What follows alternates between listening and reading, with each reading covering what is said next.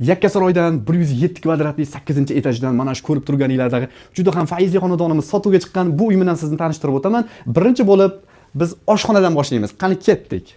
Yosun mesela, ah mesela kiminlesin ki şu an? Sen bana bela gibi bir şeysin ama hoşta bir hava var, çok güzelsin ama sana inanamam. Ne yapıyorsun mesela, ah mesela kiminlesin ki şu an? Sen bana bela gibi bir şeysin ama hoşta bir hava var, çok güzelsin ama sana inanamam. Ne yapıyorsun mesela? Uyimiz yoqqan bo'lsa bitta like bosib qo'yasiz. Narxi 210 ming yaxshi dollar. Yakkasaroydan uy qarab yurganlarga yuborib qo'yasizlar. Sog' bo'linglar.